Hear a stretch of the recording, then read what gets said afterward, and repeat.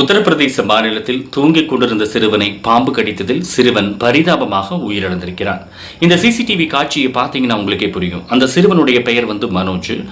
அங்குள்ள ஒரு ஹோட்டலில் வேலை செஞ்சுட்டு இருக்கிறான் அந்த பையன். பகலில் அந்த ஹோட்டலில் வேலை செஞ்சுட்டு நைட்டு வீட்டுக்கு போக மாட்டான், அங்கேயே தான் தூங்குவான், ரெஸ்ட் எடுப்பான். அதுக்கான அந்த பையனுக்கு ரூம் கொடுத்துருக்காங்க. அப்படி தான் வழக்கம் போல் அந்த பையன் தூங்கிட்டு இருந்திருக்கான். விடிய காலையில் ஒரு 3:30 மணி இருக்கும். ஒரு பாம்பு உள்ள அந்த ரூம்குள்ளே என்ட்ரி ஆகுது. அந்த சிசிடிவி அங்கே இருக்கிற சிசிடிவியில் அந்த காட்சி பதிவாயிருக்கு. உள்ளே வந்த பாம்பு அந்த பையனுடைய பெட்ஷீட் போட்டு படுத்திருக்கான். பெட்ஷீட்டுக்கு மேலே அந்த பாம்பு ஊர்ந்து போகுது. கடிச்சிருது, அந்த பையனை கடிச்சிருது. நல்லா அயர்ந்து தூங்கிட்டு இருந்திருக்கான். ஃபஸ்ட்டு அந்த பாம்பு கையில் கடிச்சிருக்கு. அந்த பையனுக்கு தெரியல.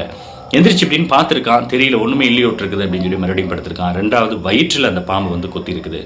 அதுக்கப்புறம் தான் அந்த பாம்பையே அவன் பார்த்துருக்கான். போர்வையெல்லாம் உதறிட்டு டக்குன்னு அந்த ரூமை விட்டு வெளியே போய் அந்த அந்த ஹோட்டலுடைய ஓனர்கிட்ட இப்படி பாம்பு வந்துச்சு ரூமுக்குள்ளே, அந்த பாம்பு கடிச்சிச்சு அப்படின்னு சொல்லியிருக்கான். உடனடியாக அங்கே அருகில் இருக்கிற ஹாஸ்பிட்டலுக்கு அந்த பையனை கூட்டிகிட்டு போகிறாங்க. போய் அங்கே சிகிச்சை அளிக்கும் போது அந்த பையனோட சிகிச்சை அளிக்கும் போது அந்த சிறுவன் பரிதாபமாக உயிரிழந்து விடுகிறான். உயிரிழந்த மனோஜுக்கு ஒரே ஒரு அண்ணன். அவங்க அப்பா ஒரு 10 வருஷத்துக்கு முன்னாடியே இறந்து போயிடுறாரு. இப்போ ரொம்ப கஷ்டப்பட்டு தான் அவங்க குடும்பத்தை நடத்திட்டு இருக்காங்க. இந்த சூழ்நிலையில் அவன் இறந்து போனதுக்கப்புறம் கவர்மெண்ட்டு இருந்து நிதியுதவி கேட்டிருக்காங்க, இழப்பீட்டு தொகை கேட்டிருக்காங்க. அதே மாதிரி அந்த ஹோட்டல் நிர்வாகத்திற்கிட்டிருந்தும் அவங்க இழப்பீட்டு தொகை கேட்டிருக்காங்க.